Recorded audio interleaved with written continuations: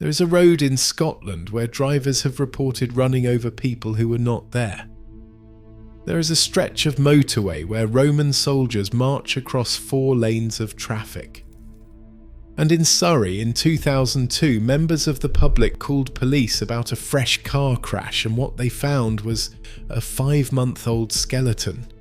These are 10 British roads where drivers report seeing the same things, and where the witnesses include named police officers, named newspaper journalists, and one army captain whose story made the front page of the Daily Mail in 1921.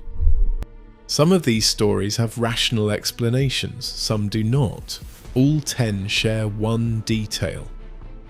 The same things keep happening to different people decades apart in the exact same places. If you have ever felt uneasy on a stretch of road and never known why, keep watching. The countdown begins at number 10. On a Scottish road in Perthshire, drivers describe the same thing for over a century. A black dog, bigger than any breed alive. The A93 winds north out of Blairgowrie toward Glenshie. Drivers report the same encounter again and again. A massive black dog, larger than any breed they recognise, patrols the road at night. Other dogs in the car react before their owners see anything, whining, cowering, refusing to look out the window. Local tradition gives it a name, the Hellhound, a guardian, like the dogs of old folklore that watch the entrances to the underworld. There is a warning that travels with the story. Stare into its eyes 3 times, and you will die before the year is out. The A93 has more than its share of accident statistics. Walkers in the woods either side of the road report dogs that vanish into thin air. Horses will not pass certain stretches after dark.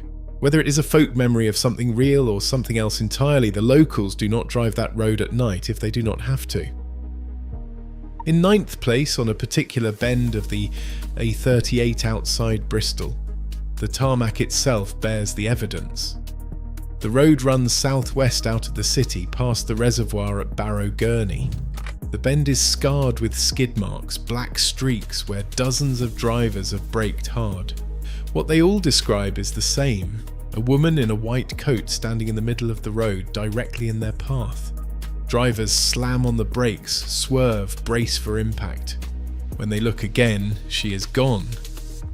There is no body, no damage, no glass on the road, just the marks on the tarmac layered on top of each other from years of drivers reacting to the same apparition. Local police have logged the calls. They tell each new caller that the sightings are common.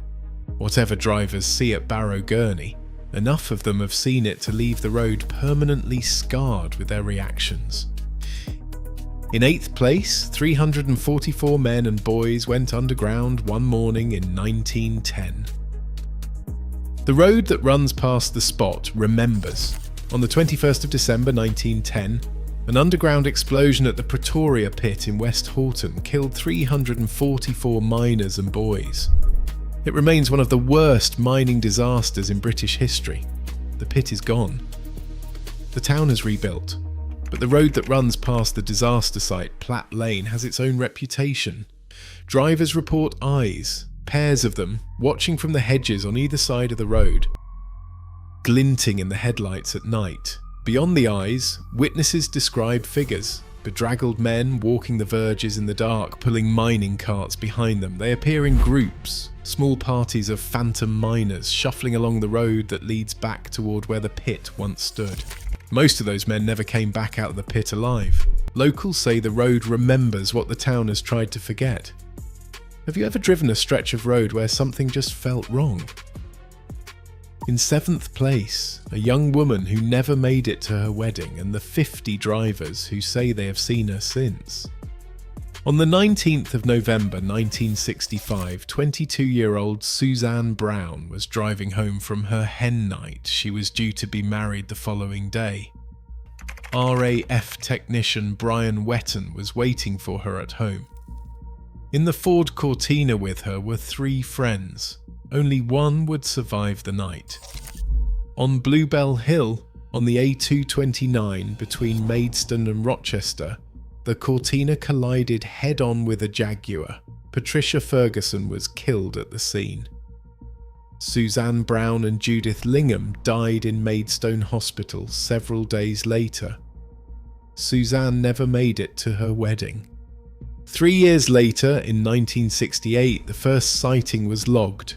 A young woman flagging down cars on Bluebell Hill, asking for a lift to Chatham, then disappearing from the back seat before the journey was over. 1971. James Skene picked up a young woman in white. She got out at Chatham and vanished as soon as her feet touched the pavement. 1972. Bob Vanderpeer drove a hitchhiker from the hill. He turned to speak to her. The back seat was empty. There's one report that's a bit harder to explain. A driver hit a young woman on the road. Convinced he'd struck her, he covered her body gently with a blanket from his boot. Then he ran to call for help. When help arrived, the body was gone. The blanket was still there. Over 50 separate sightings have now been logged at Bluebell Hill. The phantom is most often identified as Suzanne herself, the bride who never made it home. In sixth place, the most haunted road in Britain isn't a winding country lane. It's the busiest motorway in the country. The M6 is 230 miles of tarmac, thousands of vehicles every hour, mundane. In 2006, the construction company Tarmac collected reports from drivers across the entire UK road network.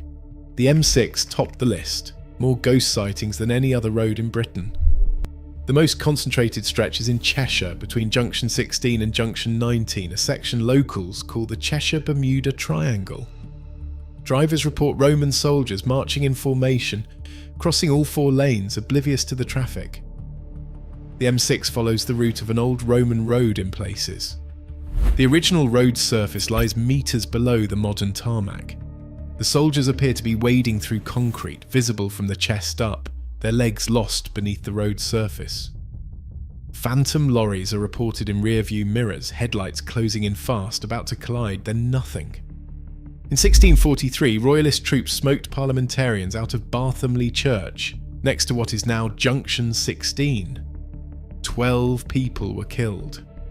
8 years later, around 1,000 defeated Royalist Scottish troops marching home after the Battle of Worcester were ambushed near Sandbach. They were buried at Piper's Hollow. The site is now Junction 17. Drivers near Junction 17 report bagpipes in the night, with no Piper anywhere to be found. If this is the kind of Britain you did not know existed, the version with witnesses, dates and police reports, subscribe. Hidden Britain does not get covered enough. We are doing our best to fix that.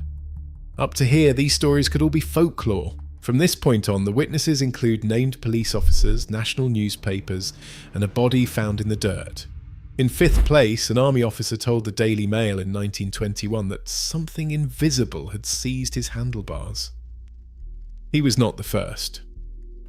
In June 1921, Dr. Ernest Haysler Helby, medical officer at Dartmoor Prison, was riding his motorcycle along the B3212 between Postbridge and Two Bridges. In the sidecar were the 2 young daughters of the prison's deputy governor. Helby suddenly shouted at them to jump. They did and survived. Helby's motorcycle veered off the road. He was killed in the crash. One of the girls told the police what she had seen in the seconds before her father lost control. A pair of large, hairy hands gripping the handlebars over her father's own. The official inquest blamed a broken wheel spoke. 2 months later, in August 1921, a British Army officer, known publicly only as Captain M, was riding the same stretch of road. His motorcycle veered into a ditch. He survived. He told the locals at the Warren House Inn what had happened. A pair of hands, he said, large, muscular, covered in hair. They had seized his handlebars and forced him off the road. His account was published in the Daily Mail on the 14th of October 1921. The story went national. In 1924, the folklorist Theo Brown was 9 years old, on holiday with her parents in a caravan. Parked near the B3212, her mother woke in the night to a scratching sound. She looked at the caravan window. A bristly hand was crawling up the glass, trying to find a way in. Brown's mother made the sign of the cross. The hand sank out of sight. Sightings of the hairy hands continued through the 1940s and 1950s and into the modern era. The road has been re-engineered, the camber has been corrected. The locals will tell you it does not matter. Something on Dartmoor does not want vehicles on that stretch of road. In fourth place, 600 dogs have jumped from the same Victorian bridge in Scotland, from the exact same spot. This one is not a road, it is a bridge. It sits on the road that leads to Overtoun House, near Dumbarton, 6 miles from Glasgow. What happens there is by some distance the most documented animal phenomenon in British paranormal history. Since the 1950s, more than 600 dogs have jumped from this Victorian bridge. They jump from the same spot between the last 2 parapets, 50 feet straight down onto the rocks. At least 50 have died. Some that survived returned to attempt it again. In 2004, Kenneth Meikle was walking his golden retriever across the bridge. The dog suddenly bolted, leapt the parapet and fell. It survived. It was, as Meikle described, traumatised, like it had seen something. In 2014, Alice Trevorrow's Springer Spaniel, Cassie, was staring at something above the bridge before she jumped. Trevorrow was clear, the dog saw something. The Scottish SPCA investigated. The canine psychologist Dr. David Sands ran experiments on scent, concluding that mink urine might be the cause. Might. The investigations were ultimately inconclusive. There is a darker chapter to the bridge's history. In October 1994, a man named Kevin Moy threw his 2-week-old son, Owen, from the bridge. He believed his son was the Antichrist. He chose the location, he later told the court, because of its association with dark spirits and ancient druids. The baby died the following day. Moy was found not guilty by reason of insanity. He was committed to Carstairs Psychiatric Hospital. In Celtic mythology, Overtoun Bridge stands on what is described as one of the thin places, where the boundary between this world and the next is at its weakest. The dogs keep jumping. But none of the stories so far compare to what Surrey police found hidden in the undergrowth of the A3 in December 2002. That's number 1. In third place, 2 security guards, 2 police officers, a panda car struck from outside by something nobody could see, and a national newspaper headline that South Yorkshire Police refused to comment on. On the 8th of September 1987, the Stocksbridge bypass was still under construction. 2 security guards, David Goldthorpe and Stephen Brooks, were on patrol just past midnight. In a field beside the half-built road by an electricity pylon, they saw a circle of children, dressed in old-fashioned clothes, dancing in a ring around the base of the pylon. The guards stopped the car, got out, walked toward them. The children vanished. There were no footprints in the mud, no sound of children running. They were simply gone. The guards turned to leave. On the half-built Pieroid Bridge, the bridge that crosses the bypass, there was now a hooded figure, a monk by the cut of the robe. One guard drove his van onto the bridge to investigate. He shone his headlights directly at the figure. The headlight beam passed through it. The other guard, watching from below, confirmed it. The figure faded out the way a torch beam fades when the batteries die. The guards reported what they had seen. Both refused to return to the site. South Yorkshire Police, taking the report seriously, dispatched 2 officers, Police Constable Dick Ellis and Special Constable John Beat, to investigate. On the night of the 11th of September, Ellis and Beat parked near Pieroid Bridge.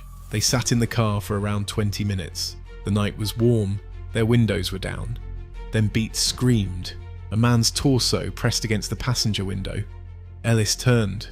The figure crossed the car in an instant, passenger side to driver's side, and was gone. Beat later described it cravat, waistcoat, something out of Dickens.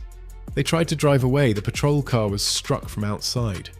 Heavy thuds, like someone hitting it with a baseball bat. There was no one there. The Star newspaper put the story on the front page on the 21st of September 1987. The headline read, "Ghost sightings on New Road." South Yorkshire Police, when contacted, refused to comment. ITV's Strange But True returned to the case in 1994. They interviewed the original officers. They made reconstructions of what the guards had seen. The bypass opened in 1988. Locals call it Killer Road. It has one of the worst accident records of any stretch of road in the region. Overtoun Bridge has its own name now, the Ghost Bridge. In second place, a 15-mile stretch of Scottish road where lorry drivers, parents and ordinary couples have all believed they had hit someone, only to find no body, no damage and no explanation. The A75 runs 95 miles from Gretna Green on the English border, west to Stranraer on the coast. The 15-mile section between Annan and Dumfries is locally known as the Kinmount Straight. In the 1820s, this road ran through territory worked by body snatchers. William Hare, one half of Burke and Hare, the Edinburgh murderers, was last seen alive on this road in 1829. He was never seen again. The road's reputation for hauntings is older than living memory. In 1957, a lorry driver hit a couple crossing the road arm in arm in front of his cab. He stopped. There were no bodies, no damage to the lorry. He gave up driving permanently. He was, locals later said, never the same. In 1962, two brothers, Derek and Norman Ferguson, were driving the Kinmount Straight at midnight. A large hen flew at the windscreen and vanished on impact. Then an old woman ran toward the car with her arms outstretched. Then a man with long hair appeared, screaming. Then more animals, great cats, wild dogs, goats, hens, things they could not identify. The temperature in the car dropped. The car began to rock violently from side to side, although it was parked and the engine was off. The Ferguson account remains one of the most documented multi-witness sightings in British paranormal history. In March 1995, Garson and Monica Miller of Annan were driving east on the Kinmount Straight when they saw a figure in the road.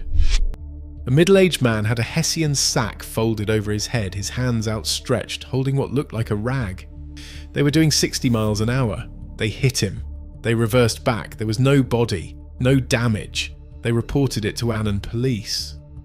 In July 1997, Donna Maxwell was 27 and she had two children in the car. She saw a man in a red top jump in front of her at 50 miles an hour. She braked, closed her eyes and braced for impact. There was nothing there. The man had been less than 2 feet from her bonnet when he vanished. The A75 has its rational explanations. It is long, straight, poorly lit, and it has high accident rates. Tired drivers and optical illusions are obvious factors, but the witnesses include lorry drivers, parents, and ordinary couples driving home. People with no reason to invent what they saw and no contact with each other.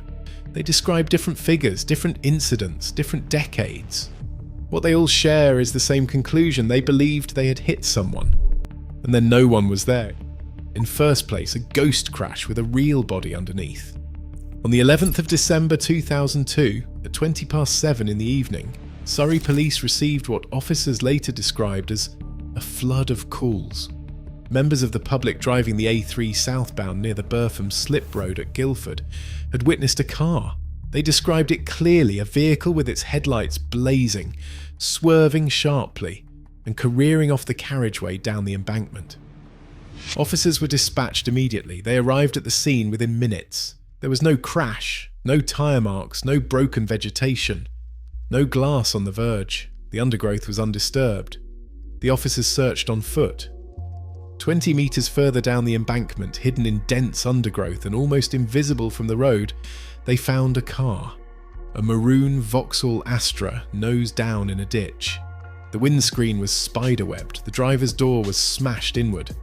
The officers approached. Inside the car and on the ground beside it were the skeletal remains of a man. The car had not crashed that night, it had crashed 5 months earlier. The body was identified by dental records as 21-year-old Christopher Brian Chandler. He was wanted by the Metropolitan Police for robbery, on the run since the 16th of July 2002. His phone records showed a call to his brother around the time of the original crash. The call lasted less than 1 second. It never connected. He'd been alive long enough to crawl out of the passenger door. The driver's side was too damaged. He'd not been alive long enough to climb the embankment. The crash had happened on a dark July evening on a hidden stretch of road, in deep undergrowth with no witnesses. 5 months later, on the night of the 11th of December, multiple unconnected members of the public called police to report seeing it happen. They described a car they could not have seen, a crash they could not have witnessed, in a location they could not have known about. Sergeant Russ Greenhouse of Surrey Police on the public record confirmed the calls came in. The Sun, the Daily Mail and the Telegraph all covered the story. Surrey Police released a 10-year retrospective in 2012 with the original officers on record. The official position is that the calls and the discovery were a coincidence, that members of the public reporting a fresh crash at the exact location of a 5-month-old hidden wreckage is just how it sometimes goes. The unofficial position held quietly by some of the officers who attended that night is that what the public saw on the 11th of December was a replay. A loop of the moment Christopher Chandler left the road in July, visible only on certain nights, only to certain drivers, only at the spot where it actually happened. A ghost crash with a real body underneath.